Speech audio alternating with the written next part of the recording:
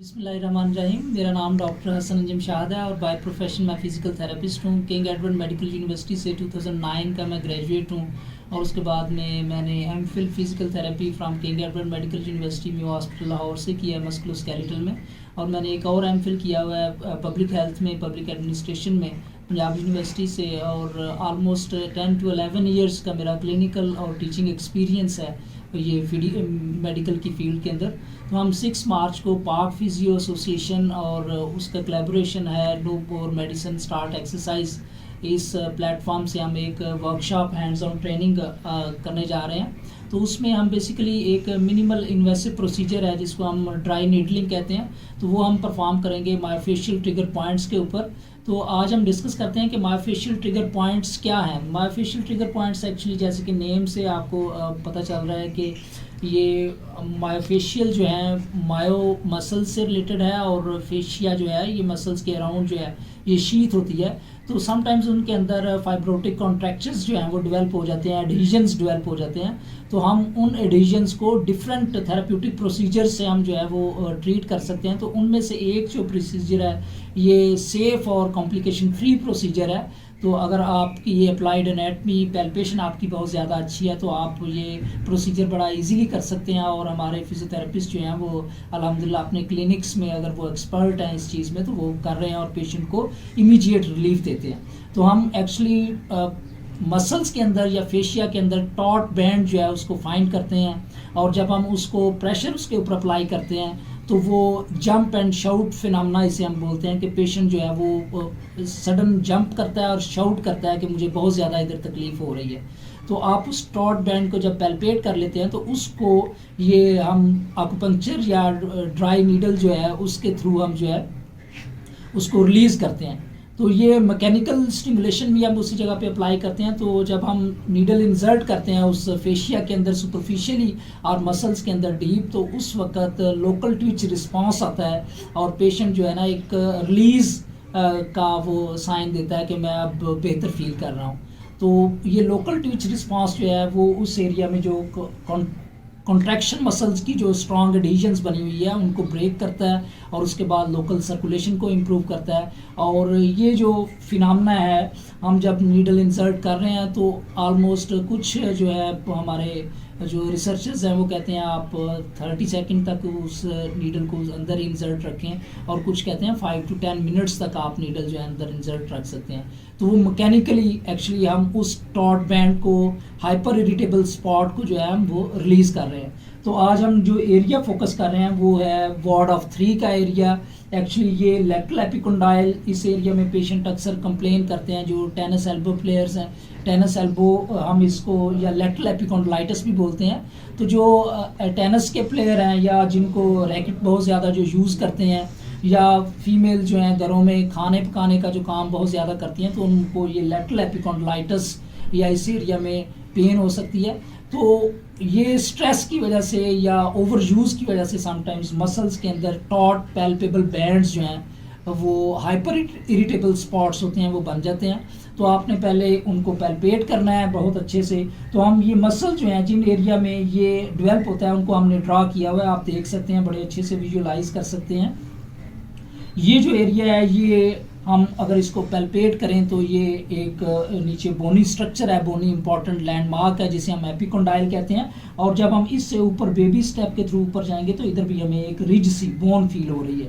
तो ये जो बोन फील हो रही है ये एक्चुअली लेटरल सुप्राकोंडाइलर रिज है।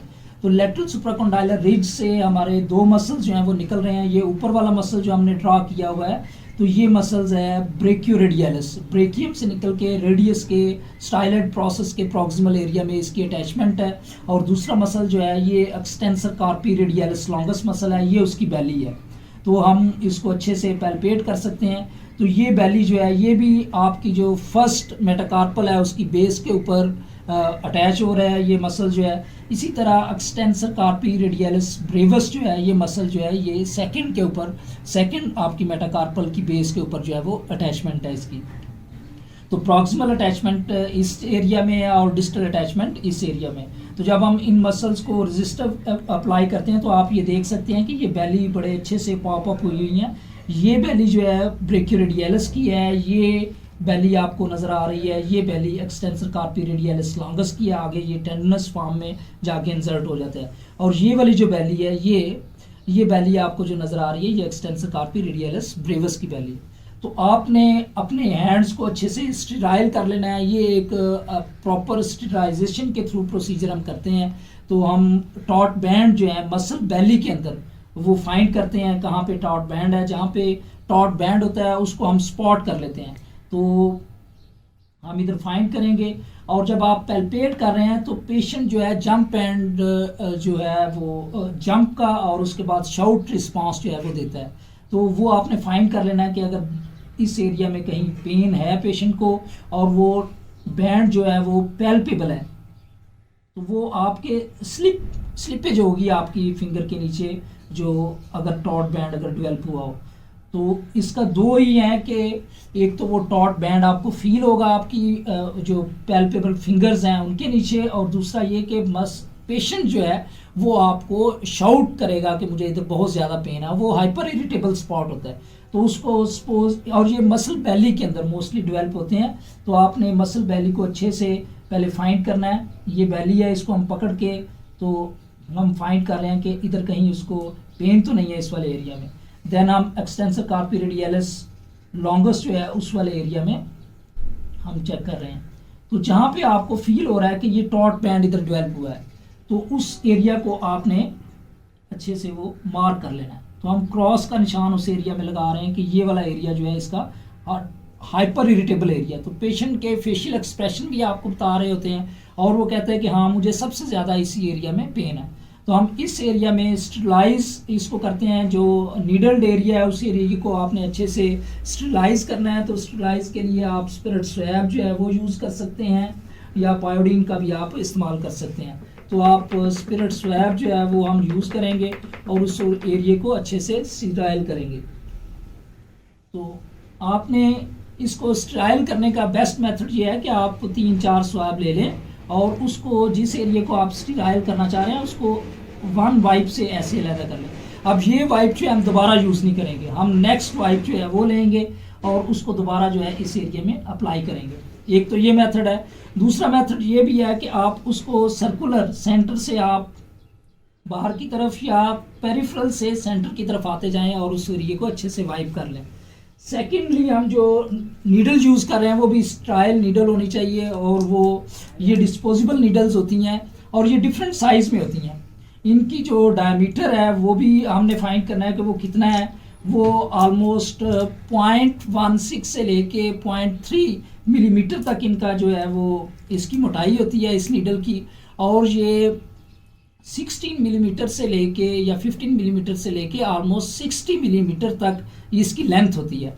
तो जो शॉर्ट नीडल्स हैं वो हम सुपरफिशियल एरिया के लिए अप्लाई करते हैं, और जो लॉन्ग नीडल्स हैं वो हम जो है मसल बैली के अंदर डीप हम अप्लाई करते हैं। और ये जो हमारे पास इस वक्त नीडल है इसकी जो है ये 0.24 इसकी मोटाई है, ये मोटी है मिलीमीटर, और ये 40 मिलीमीटर जो है ये लेंथ में है। तो हम ये इसका गाइडर है ये इस नीडल के लिए। तो ये गाइडर है, हम इसको यूज़ कर सकते हैं।